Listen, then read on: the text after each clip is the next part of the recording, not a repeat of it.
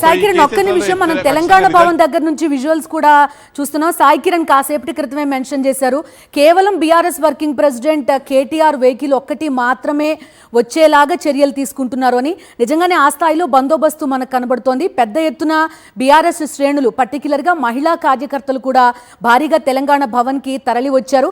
ఈ నేపథ్యంలో వాళ్ళందరినీ కూడా అడ్డుకుంటున్న విజువల్స్ చూస్తున్నాం. భారీగా మహిళా పోలీసులు కూడా అక్కడ మోహరించి ఉన్నారు. వాళ్ళెవరిని లోపలికి వెళ్ళనివ్వకుండా వెహికల్కి ఒక ఫ్రీ మూమెంట్ ఇచ్చేలాగా అక్కడ వాతావరణం అంతా మనకు కనిపిస్తోంది.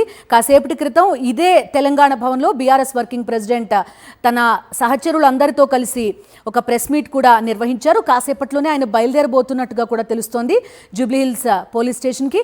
ఆయనకు మద్దతుగా రాష్ట్ర వ్యాప్తంగా పెద్ద ఎత్తున బీఆర్ఎస్ శ్రేణులన్నీ కూడా తెలంగాణ భవన్కి తరలి వచ్చిన నేపథ్యం. వాళ్ళంతా కూడా నినాదాలు చేయడం కూడా మనకు కనిపిస్తోంది. పోలీస్ ఫోర్స్, సివిల్ పోలీస్ ఫోర్స్తో పాటు పలువురు వీళ్ళంతా కూడా మనకు కనిపిస్తున్నారు.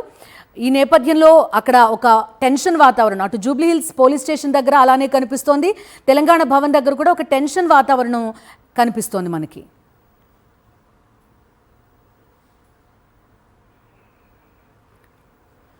తెలంగాణ భవన్ దగ్గర ఉన్నారు మా కరెస్పాండెంట్ దిలీప్. దిలీప్ చెప్పండి, ఏంటి వీళ్ళు ఎవరిని లోపలికి వెళ్ళనివ్వకుండా అడ్డుకుంటున్నారా, లేదంటే కేవలం free movement KTR vehicle pass కావడానికి మాత్రమే ఈ చర్యలా?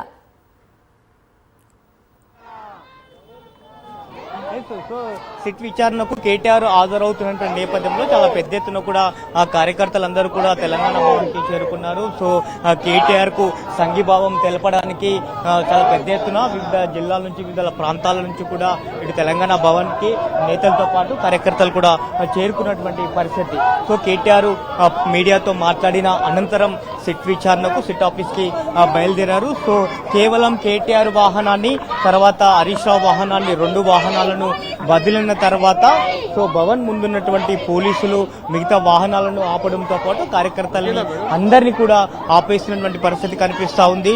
సో లోపల నుంచి కార్యకర్తలను బయటికి రాకుండా అడ్డుకున్నటువంటి పరిస్థితి కనిపిస్తుంది. ఇటు తెలంగాణ భవన్ చుట్టూ మొత్తం కూడా చాలా పెద్ద ఎత్తున కూడా ఆ పోలీసులు మోరించిన పరిస్థితి కనిపిస్తుంది. ఇటు 2 వైపులా కూడా గేట్లను బంద్ చేసినటువంటి పరిస్థితి ఉంది. సో ఈ నేపథ్యంలో కూడా సో మేము బయటికి వెళ్ళాలి, ఎందుకు మమ్మల్ని ఆపేశారంటూ కూడా ఆ పోలీసులను పరిస్థితి కనిపిస్తుంది. సో కొంతమంది మహిళా కార్యకర్తలు కూడా మనతో పాటు ఉన్నటువంటి పరిస్థితి కనిపిస్తుంది. పట్టపగలు బ్యాగు సంచులతోటి దొరికిన దొంగ రేవంత్ రెడ్డి అనే దొంగ రాజ్యం వెళుతూ అందరినీ దొంగలు చేద్దామని చూస్తున్నాడు. ఒక ఉద్యమ ద్రోహి, ఒక రైఫిల్ రెడ్డి, ఒక తెలంగాణ ఉద్యమం అంటే తెలియనోడు ఇప్పుడు ప్రజలు పాలించమని అధికారం ఇస్తే పాలన చేతగాక, సర్కారుని నడిపే చేతగాక సర్కస్ ఫీట్లు చేస్తున్నారు. తెలంగాణ భవన్ లో మేమున్నాం, మా భవన్ లో మేము ఉండాలి కదా. ఈ పోలీసులందరికీ ఎందుకు ఇక్కడ ఎందుకు వచ్చిర్రు? మహిళలని చూడకుండా మమ్మల్ని ఎట్లా పడితే అట్లా చూస్తున్నారు. ఎందుకు ఈ పోలీస్ బూట్లు మా తెలంగాణ భవన్ లకు రావాలి? పోలీసులు కూడా ఇప్పుడు అధికార శాశ్వతం కాదు, రేపు అధికారంలోకి రాబోయేది బీఆర్ఎస్, కేసీఆర్ గారే. వచ్చినాక ఒక్కొక్కరి సంగతి చెప్తాం. ఇది వీళ్ళంతా పోలీసులు కాదు, కాంగ్రెస్ తప్పులు. ఇది మా పుట్టిల్లు, మా పుట్టిల్లు నుంచి బయటికి కూడా పోనివ్వట్లేదు. ఇదే మరాచకమో అర్థం కావట్లేదు. సో ఇటు కార్యకర్తలకు చాలా పెద్ద ఎత్తున కూడా ఆ తోపులాటలు జరుగుతున్న పరిస్థితి కనిపిస్తా ఉంది. సో మహిళలను కూడా చూడకుండా సో మమ్మల్ని అడ్డుకుంటా ఉన్నారు, సో మా పైన దౌర్జన్యం చేస్తా ఉన్నారు, దాడి చేసే ప్రయత్నం చేస్తున్నారు అనేటువంటిది కూడా ఇక్కడ కార్యకర్తలు ఆరోపిస్తున్న పరిస్థితి కనిపిస్తోంది. సో కార్యకర్తల మధ్య, ఆ పోలీసుల మధ్య ఇటు తెలంగాణ భవన్ ముందైతే ఆ తోపులాటలు జరుగుతుంది. సో భవన్ నుంచి ఏ ఒక్క కార్యకర్తను కూడా బయటికి రానివ్వకుండా అడ్డుకున్నటువంటి పరిస్థితి కనిపిస్తా ఉంది. సో ఇటు పోలీసులు పెద్ద ఎత్తున కూడా మోహరించినటువంటి దృశ్యాలను మనం చూస్తూ ఉన్నాము.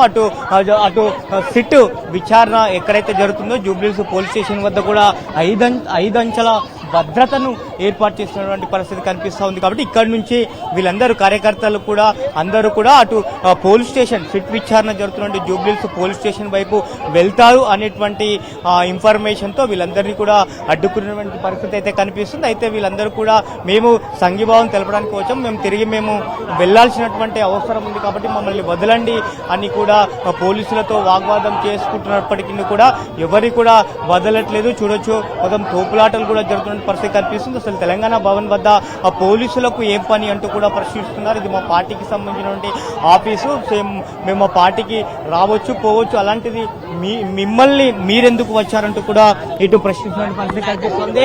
సో మహిళా కార్యకర్తల పైన చేతులకు కూడా గాయాలు అనేటువంటి పరిస్థితిని మనం చూస్తా ఉన్నాము. పోలీసు మమ్మల్ని దౌర్జన్యంగా మేము ఏదో మా ఉద్యమం మా కేటీఆర్ వచ్చిందని చెప్పి మేము వస్తే మాకు దౌర్జన్యంగా మొత్తం బ్లడ్ అయ్యేటట్టు వాళ్ళు కొట్టిండ్రు పోలీసు వాళ్ళు. లిప్స్ కూడా తగిలింది నాకు. ఇప్పుడు రక్తం అంతా మొత్తం ఇట్లా గుంజుకోపోయింది. ఏంటంటే మీరు జరగండి అని అంటే మేము తెలంగాణ భవన్కి వచ్చినాం. దొంగను పోయి పట్టాడు అక్కడ రేవంత్ రెడ్డిని. మేము ఎక్కడ పోయి ఆయనకైతే ముట్టడించలే కదా. మా తెలంగాణ భవన్ లో మేము ఉన్నాము. మా కేటీఆర్ ప్రెస్ మీట్కి వచ్చినాము. వచ్చినప్పుడు మాకు వ్యతిరేకంగా వీళ్ళు పోలీసు వాళ్ళు రేవంత్ రెడ్డి తొత్తులు వీళ్ళు సీఎం కి మాట్లాడే హోదా ఉందా? రెస్పెక్ట్ లేకుండా మాట్లాడినప్పుడు ఆయనకు వ్యతిరేకంగా ఎందుకు మాట్లాడలేదు? ఆ రోజు సీఎం ఎన్ని మాట్లాడతారు? వల్గర్ లాంగ్వేజ్ లలో మాట్లాడతాడు. నీ అమ్మ అంటాడు కేటీఆర్ గారికి. సీఎం హోదాలో ఉంటే ఎంత హుందాగా ఉండాలి. ఆయనకి మాట్లాడడం విధానం తెలియదు. ఆయన అసలు రౌడీ రాజ్యం కుమ్మక్కై చంద్రబాబు నాయుడుతో కుమ్మక్కై మళ్ళీ టీడీపీ రాజ్యం తెద్దామని చెప్పి ప్లాన్ తోని వాళ్ళు ఉన్నారు. ఈడ రాజకీయం చేయడానికి రాలేదు. జనాల ప్రాబ్లానికి సాల్వ్ చేయడానికి రాలే. ఎవరెన్ని తిట్టినా కూడా రైతు బంధు లేదు, కళ్యాణ లక్ష్మి లేదు, పెన్షన్ 4000 లేదు. ఇవన్నీ పక్కన పెట్టి డైవర్ట్ చేయడానికి ఆయన ఈ మొత్తం గేమ్ ఆడుతున్నాడు. రేవంత్ రెడ్డి దొంగ లెక్క. మళ్ళీ ఆయన కరెక్ట్ ఉంటే మరి వచ్చి డైరెక్ట్ మాట్లాడాలి కదా. ఎక్కడో ఒక ఇంగ్లీష్ బుక్క కూడా రాదు వాడికి. సో ఇది తెలంగాణ రైట్ దిలీప్, ప్రస్తుతం ఒక టెన్షన్ వాతావరణం అయితే మనకి తెలంగాణ భవన్ దగ్గర కనిపిస్తోంది. వాళ్ళెవరూ కూడా కేటీఆర్ వాహనం వెంట వెళ్లకుండా జాగ్రత్త పడుతున్నారు పోలీసులు. ఇక రాష్ట్రంలో పాలన పిచ్చోడి చేతిల రాయిలా తయారైందన్నారు బీఆర్ఎస్ వర్కింగ్ ప్రెసిడెంట్ కేటీఆర్. విచారణల పేరుతో ప్రభుత్వం డ్రామాలాడుతోందన్నారు. 2 ఏళ్లుగా తనపై దుష్ప్రచారం చేసి వ్యక్తిత్వ హననం చేసిన ఏ ఒక్కరిని వదిలిపెట్టనన్నారు. ఫోన్ ట్యాపింగ్ కేసులో ఏం లేదని రేవంత్ రెడ్డి కక్ష సాధింపులో భాగంగానే నోటీసులు విచారణ సాగుతున్నాయి అన్నారు కేటీఆర్. చేసినోడు భయపడతాడు, తప్పు చేయనోళ్ళు ఎవరికి భయపడాడు. రేవంత్ రెడ్డి కాదు, వాని జేజమ్మకు కూడా భయపడే సమస్య లేదు. ముమ్మాటికి ఒకటి మాత్రం పక్కా, ఈ కేసు ఇంతటితో మేము వదిలిపెట్టాం. నా క్యారెక్టర్ అసాసినేషన్కి బాధ్యులైన రేవంత్ రెడ్డిని, ఆయన తొత్తులుగా పనిచేస్తున్న పోలీసులు కొంతమంది, అందరినీ కాదు, వాళ్ళని నేను కూడా వదిలిపెట్టను. ఎందుకు వదిలిపెట్టను? ఎందుకంటే నా వ్యక్తిత్వం హననం చేస్తూ ఉన్నారు. లేని లింకులు అంటగట్టి, లేని రంకులు అంటగట్టి, నాకు ఇష్టం ఉన్నట్టు ఎవరెవరో యాక్టర్లకు లింకులు పెట్టి చిల్లర రాజకీయం ఏదైతే చేస్తున్నారో ఈ విషయంలో నేను మాత్రం వదిలిపెట్టను. మీరేదో ఇవాళ ముఖ్యమంత్రి హార్వర్డ్కి పోయిండు, ఆడ వచ్చిరాని ఇంగ్లీష్లో ఏం నేర్చుకుంటుండో ఏం తెచ్చిండో కానీ ఆయన వచ్చే వరకు టైంపాస్ చేద్దాము అని చెప్పి మీరు డ్రామా చేస్తున్నారు. మాకు తెలుసు, ధారావాహికలాగా నడుపుతా ఉన్నారు. మాకేం ఇబ్బంది లేదు. మీరు ఎన్నిసార్లు పిలిచినా వస్తాం. మీరు ఎన్ని రకాల డైవర్షన్ గేమ్లు ఆడినా మేము మాత్రం అర్జునుడి కన్ను ఎట్లయితే ఆనాడు తన గురి మీదనే ఉండనో అట్లే మా గురి మొత్తం కూడా ఈ ప్రభుత్వ అసమర్థత మీద, మీ అవినీతి మీద, మీరు ప్రజలకిచ్చి ఎగ్గొడుతున్న హామీల మీద, యనుమల రేవంత్ రెడ్డి ఎగవేతల రేవంత్ రెడ్డికి ఎట్లా మారిపోయిండో అన్న దాని మీద 420 హామీలు ఇచ్చి ఇప్పటి వరకు 4 హామీలు కూడా నెరవేర్చకుండా ఎట్లా ఈ లుచ్చా పనులు చేస్తున్నాడో వీటిని ఎండగడుతూనే ఉంటాం. ఈరోజు రాష్ట్రంలో ఫోన్లు ట్యాప్ జరగడం లేదు అని చెప్తాడా ముందుకొచ్చి, మీ కెమెరా ముందుకొచ్చి చెప్పే ఒక్క పోలీసోడు ఉన్నాడా? డీజీపీ శివధర్ రెడ్డి ముందుకొస్తాడా? ఐజీ ఇంటెలిజెన్స్ ముందుకొస్తాడా? కమిషనర్ సజ్జరాన్ ముందుకొస్తాడా? వాళ్ళకి తెలుసు పోలీసు వాళ్ళకు. భారతదేశంలో స్వాతంత్రం వచ్చిన తర్వాత ఆనాటి నుంచి ఈనాటి వరకు, నెహ్రూ గారి టైం నుంచి ఈరోజు మోడీ గారి టైం దాకా గూఢాచారి వ్యవస్థలు ఎప్పటికప్పుడు పనిచేస్తూనే ఉంటాయి. ఎవరన్నా ప్రభుత్వాలను అస్థిరపరిచే కుట్ర చేసినా, దేశంలో శాంతి భద్రతల సమస్య తలెత్తే విధంగా వ్యవహారం చేసినా, లా అండ్ ఆర్డర్ ఇష్యూ వచ్చే విధంగా ఏమైనా అపభ్రష్టపు పనులు చేసినా వాటిని నిరోధించడానికి డెఫినెట్గా పోలీస్ వ్యవస్థ తన పని తాను చేసుకుంటూ పోతుంది.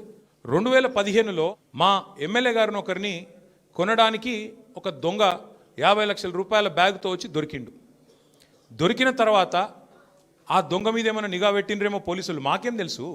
మాకేం సంబంధం? పోలీసులు దొంగలు, వాళ్ళకు సంబంధం ఉంటుంది. మాకేం సంబంధం? మధ్యలో రాజకీయ నాయకత్వానికి. ఏ దొంగనైతే దొరికిండో 50 లక్షల రూపాయలతో అడ్డంగా రాష్ట్రం మొత్తం చూస్తుండగా ఆ దొంగ ముఖ్యమంత్రి అయి కూర్చున్నాడు. ఆ దొంగకి ఏమనిపిస్తున్నది, మిగతా వాళ్ళు కూడా నా లెక్కనే రాజకీయ నాయకులందరూ దొంగ పనులు చేస్తారు, మిగతా వాళ్ళు కూడా నాలాగానే బురద అంటియాలి, వాళ్ళను బదనాం చేయాలి. అందుకే ఏం చేస్తున్నాడు, విచారణ పేరిట ఆదేశాలు జారీ చేస్తూ ఉన్నాడు.